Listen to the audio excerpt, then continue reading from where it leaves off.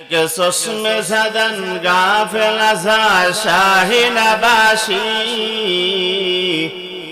बाशद के ऊन गह कुना दगान बाशी बाशद के ऊन गह कुना दगान बाशी ला इलाहा इल्लल्लाह ला इलाहा इल्लल्लाह ला इलाहा इल्लल्लाह ला इलाहा इल्लल्लाह ला इलाहा इल्लल्लाह आरो जोरे ला इलाहा इल्लल्लाह ला इलाहा इल्लल्लाह मुहम्मदुर রাসূলুল্লাহ সাল্লাল্লাহু আলাইহি ওয়াসাল্লাম। মল্লিকপুর হযরত আলী রাদিয়াল্লাহু তাআলা আনহু জামে মসজিদের পঞ্চম বার্ষিক তাফসীরুল কোরআন মাহফিলের প্রধান অতিথি, প্রধান বক্তা, বিশেষ বক্তা, সম্মানিত সভাপতি সাহেব, অত্র এলাকার প্রত্যেকটা দিন দরদি ভাইয়েরা, স্কুল, কলেজ, মাদ্রাসা, ভার্সিটির সকল ছাত্ররা, রিক্সা চালক, ভ্যান চালক, অটো চালক, কৃষক, দিন মজুরি, আমার মহাব্বতের ভাইয়েরা, পর্দার আড়ালে মা ও বোনেরা, সকলকে আমি আন্তরিক সালাম জানাচ্ছি। আসসালামু আলাইকুম ওয়া রাহমাতুল্লাহি ওয়া বারাকাতুহু।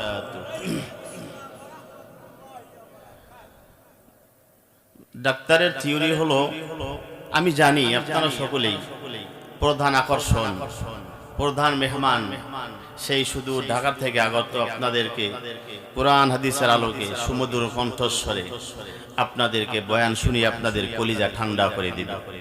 আপনাদের মন, ধ্যান, খেয়াল, মস্তিষ্ক সব সেই প্রধান আকর্ষণের দিকে, ঠিক কিনা বলেন?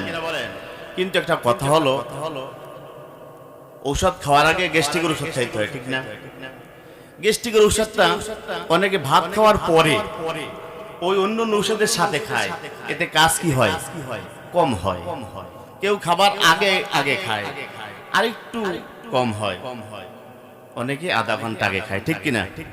খাবার আধা ঘন্টা আগে গ্যাস্ট্রিকের ওষুধটা খাইলে তার কাজটা কি হয়? ভালো হয়।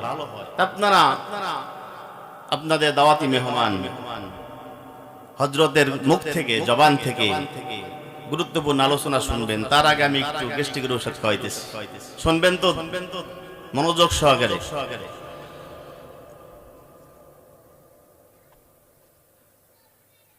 কিরামান কাতিবিন রোজ হাসরের দিন আল্লাহর কাছে যদি করে অভিযোগ, আমি বলবো দুনিয়ায় ছিলাম লেংটা বাবার লোক। বলেন নাউজুবিল্লাহ। আমরা বলবো এটা কিরামান কাতিবিন রোজ হাসরের দিন আল্লাহর কাছে যদি করি অভিযোগ, আমি বলবো দুনিয়ায় ছিলাম মুহাম্মাদের লোক। বুজুরে বলেন কার লোক? আমাদের নবীর নাম কি? আমরা কার উম্মত?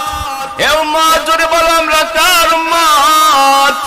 কিয়ামতের ময়দানে আমরা বলবো কার উম্মত ছিলাম? জোরে বলেন। আমার বন্ধু, আমি যে আয়াতে কারিমা খানা তেলাওয়াত করেছি, এ বন্ধু ধৈর্য ধারণ করে যদি মনোযোগ সহকারে যদি আমার কথাটুকু খেয়াল শোনো, হয়তো কোনো ফায়দা হয়ে যাবে। আল্লাহ আল্লাহ তাআলা ডাক দিয়ে বলে কোরআনে কারিমে, ইন্নাল্লাযীনা আমানু ওয়া আমিলুস সালিহাত কানাত লাহুম জান্নাতুল ফিরদাউসি নুজুলা। এ যে আলিমে আল্লাহ তাআলার উপর ঈমান আনবা, আনে কাজ করবা। বলেন কি? প্রথম হলো ঈমান আনা। কি আনা? আল্লাহর উপর ঈমান আনা। এও আমিলুস সলিহাত, তারপরে ভালো কাজ করা। কি কাজ করা? জোরে বলেন। নামাজ না পড়া ভালো কাজ, রোজা না রাখা ভালো কাজ, হারাম খাওয়া বুঝি ভালো কাজ। কি কাজ? খারাপ কাজ। আল্লাহ তাআলা বলে আমিলুস সলিহাত, বান্দা ভালো কাজ করবা, তাহলে আমি বান্দা ওয়াদা করলাম, অঙ্গীকার করলাম, কানাত লাহুম জান্নাতুল ফিরদাউসি নুজুলা, আমি আল্লাহ তাআলা তোমাদের জন্য জান্নাতের মাঝে মেহমান খানা বানায়া দিব। বলেন সুবহানাল্লাহ। একদিন আল্লাহর পয়গম্বর এভাবে বয়ান করতেছেন, ডান পাশে হযরত আবু বকর,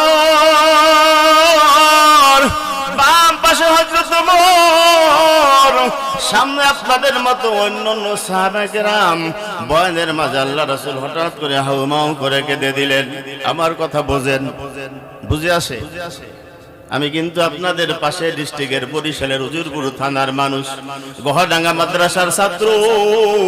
আমার ভাষা তো বোঝার কথা, ঠিক কিনা বলেন? আর আমার বন্ধুরা, আল্লাহ রাসূল বয়ানের মাঝে হাউমাউ করে শিশু বাচ্চার মতো কেঁদে দিল। আবু বকর আল্লাহ রাসূলকে ডাক দিয়ে বলে, পয়গম্বর, প্রতিদিন আপনার মার কথা মনে করে কাঁদেন, কিন্তু এভাবে নয়। প্রতিদিন জান্নাতুল বাকিতে গিয়ে কাঁদেন, কিন্তু এভাবে নয়। আল্লাহ রাসূল, আপনি কেন শিশু বাচ্চার মতো হাউমাউ করে কাঁদেন? আমার পয়গম্বর আবু বকরকে জড়াইয়া ধরে বলে, আবু বকর, আমাকে আমার মালিক হাসরের ময়দানটা ভিডিও আকারে আমার সামনে তুলে ধরছে। হাসরের কঠিন অবস্থা আমাকে দেখাইয়াছি। আবু বকর, হাসরের ময়দান এত কঠিন, এত কঠিন, নবীরা পর্যন্ত দৌড়ায় আর কাঁদে, আল্লাহ বাঁচাও, আল্লাহ বাঁচাও। আবু বকর, আমি আর সহ্য করতে পারি নাই, আমি কাঁদতেছি আর আমার আল্লাহকে বলতেছি, আল্লাহ, তুমি যদি তোমার জাহান্নামে আমার একটা উম্মতকে নাও, আমি তোমার জান্নাতে যাব না। তুমি তোমার জাহান্নামে যদি একটা আমার উম্মত খায়, আমি কিন্তু তোমার জান্নাতে যাব না। আবু বকর, কিয়ামতের আবু বকর, একটা মানুষ যখন মারা যায়, ঈমান নিয়ে যদি মারা যায়, তাকে প্রশ্ন করা হবে, মান রব্বুকা। জোরে বলেন, আমাদের রবকে, আমাদের রবকে। রব্বি আল্লাহ, আমাদের রব আল্লাহ। দীন আল ইসলাম, তোমার দিন কি? ওমা দীনুকা দীন আল ইসলাম, ওমান নবিয়ুকা নবিয়ুনা মুহাম্মাদিন সাল্লাল্লাহু আলাইহি ওয়াসাল্লাম।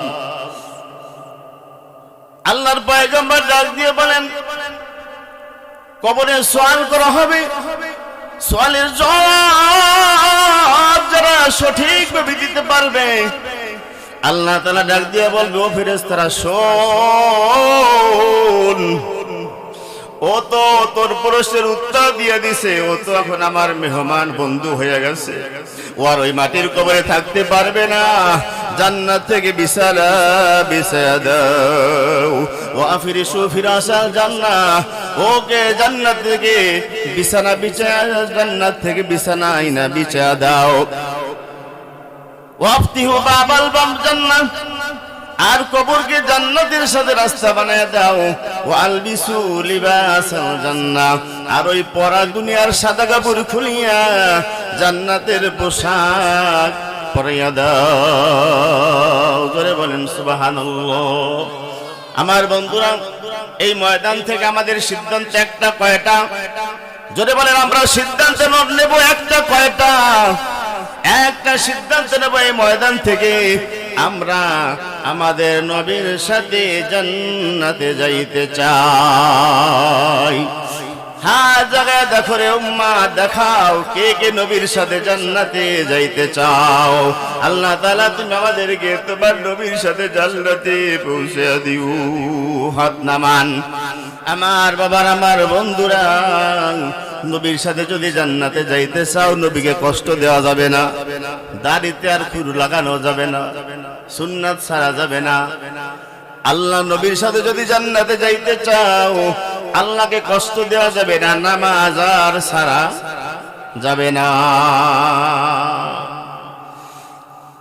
আমার নবীর সাথে একদিন হযরত ইদ্রিস আলাইহিস সালামের সাথে স্বপ্ন যোগে সাক্ষাৎ হয়ে গেল।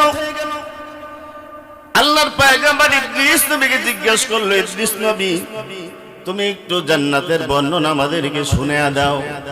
ইদ্রিস নবী হাউমাউ করে কেঁদে দিল। আল্লাহর পয়গম্বর ডাক দিয়ে বলে, ইদ্রিস আমি তো তোমার সাথে কোনো বেয়াদবি করি নাই, কোনো অন্যায় করি নাই, কটূক্তি ভাষায় কথা বলি নাই, জান্নাতের বর্ণনা শুনতে চেয়েছিলাম, তুমি কেন হাউমাউ করে কাঁদো?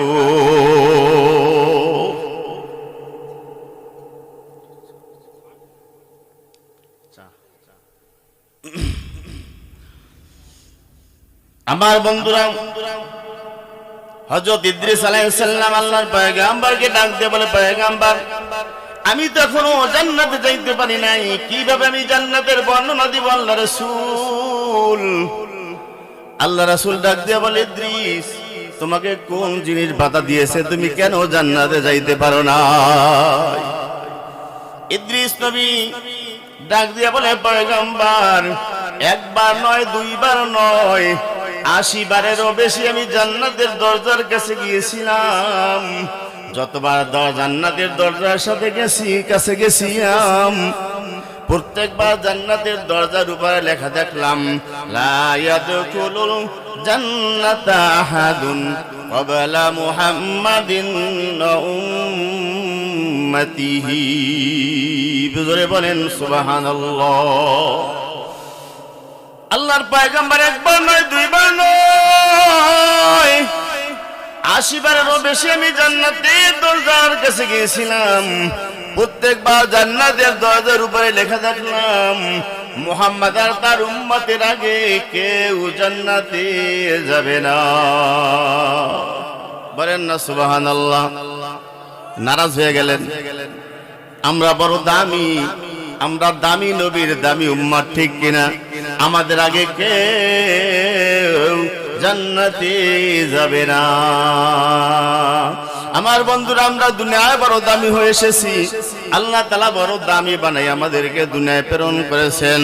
এই জন্য আল্লাহ তাআলা কোরআনে কারিমে বলে দিয়েছেন, ইন্নাল্লাযীনা আমানু ওয়া আমিলুস সলিহাত কানাত লাহুম জান্নাতুল ফিরদাউসি নুজুলা।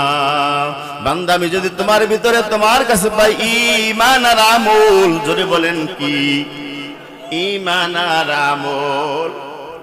বান্দা দেখবো না কে মেম্বার, দেখবো না কে চেয়ারম্যান, দেখবো না কে এমপি, দেখবো না কে মন্ত্রী, দেখবো না কে ইমাম, দেখবো না কে বক্তা। সে যদি খুলনার নদীর খেওয়াওয়ালাও হয়, সে যদি আপনাদের এলাকার রিক্সা চালকও হয়, আপনাদের এলাকার যদি মুসিও হয়, আর বান্দা আমি তোমার ভিতরে চাপাই যদি ঈমান আর আমল, আমি আল্লাহ ওয়াদা করলাম, কানাত লাহুম জান্নাতুল ফিরদাউসি নুজুলা। আমি আল্লাহ ওয়াদা করলাম, ঈমান আর আমল পাইলে আমি আল্লাহ তার জন্য জান্নাতের ভিতরে মেহমান খানা বানায়া দিব।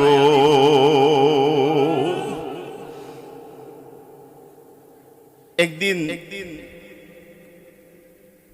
আল্লাহ রাসূল সাল্লাল্লাহু আলাইহি ওয়াসাল্লামের স্ত্রী খাদিজা রাদিয়াল্লাহু তাআলা আনহা,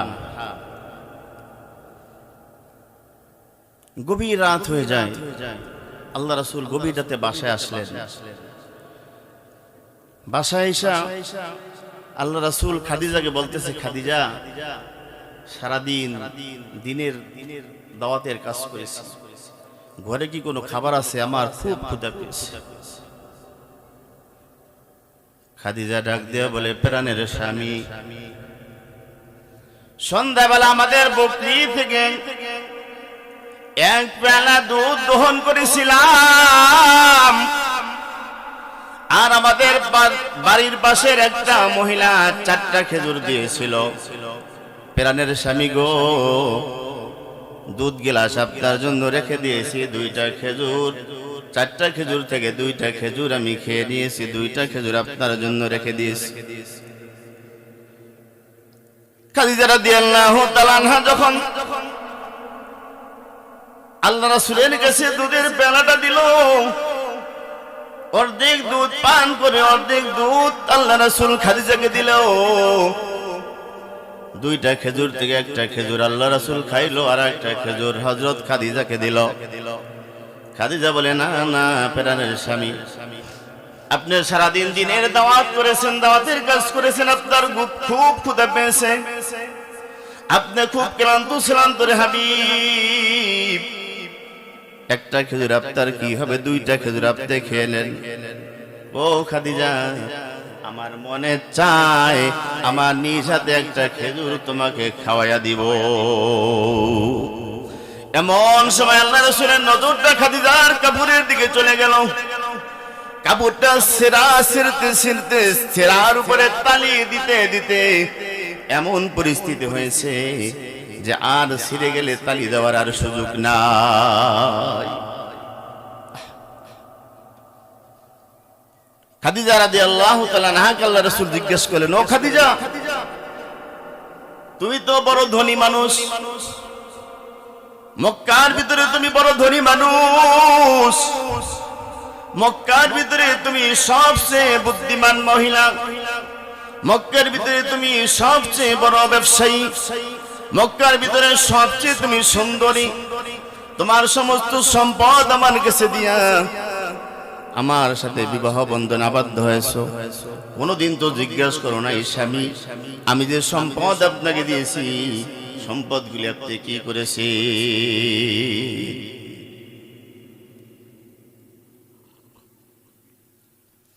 কোনদিন তো তুমি তো জিজ্ঞাসা করো নাই আল্লাহর হাবিব আপনার সম্পদগুলি কি করছেন?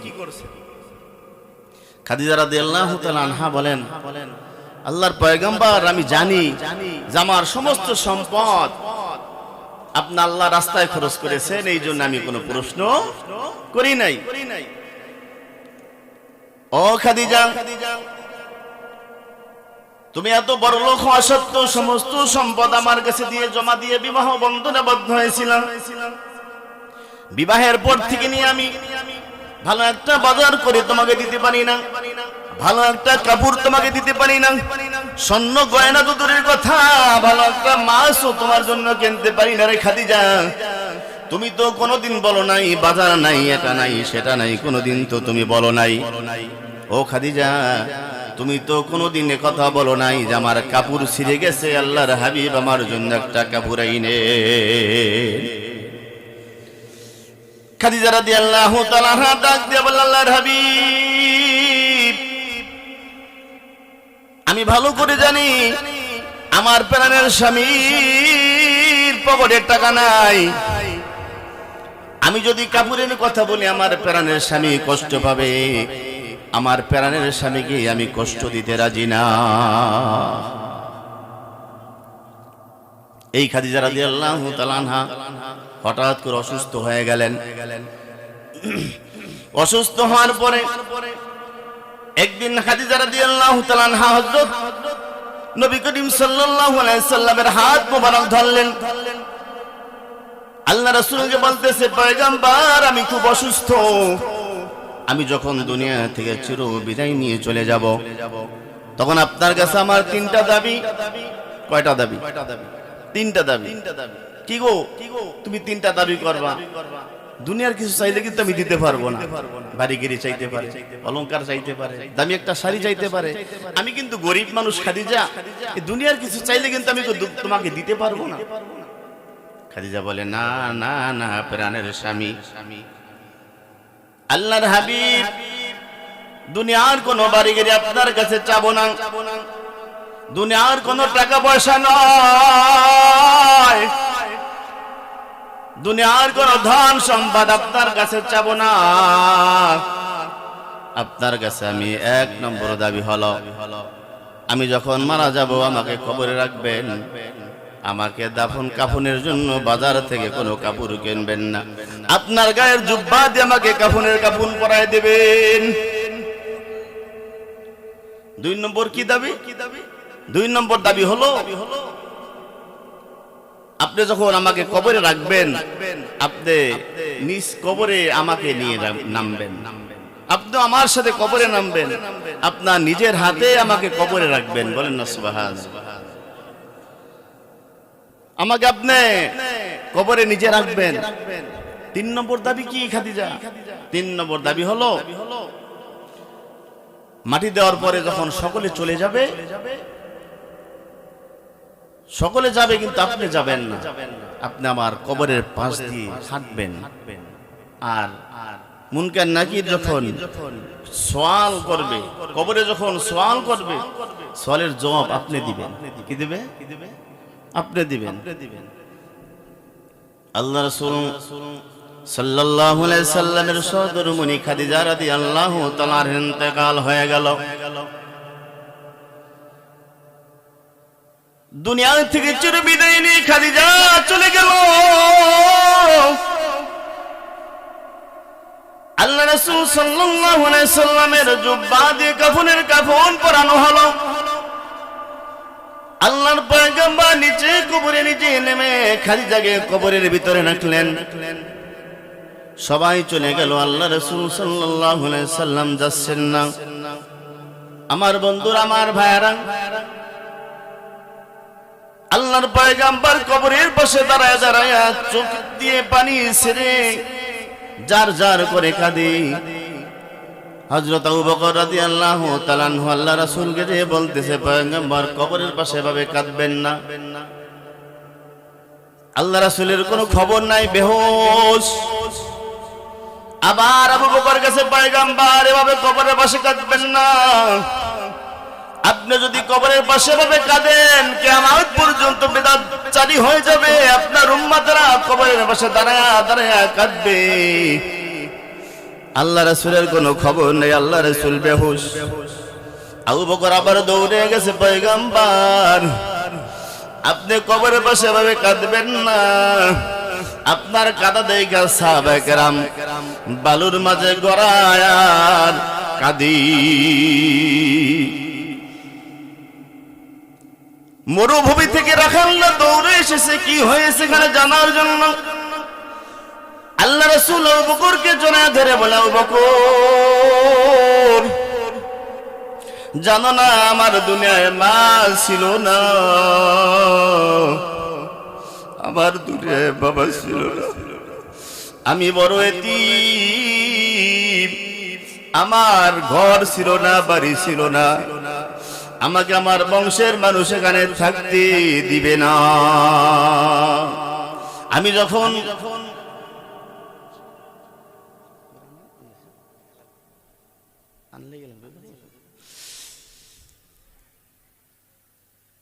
সময় শেষ, প্রধান বক্তা আসবে, যার অপেক্ষা আপনারা বসে আছেন সেই আসবে, তার আলোচনা শুনবেন ইনশাআল্লাহ। বলেন নারায়ে তাকবীর, নারায়ে তাকবীর। প্রধান আকর্ষণের আগমন, প্রধান আকর্ষণের আগমন, মুফতি মাসুম বিল্লাহর আগমন, ঢাকার হুজুরের আগমন।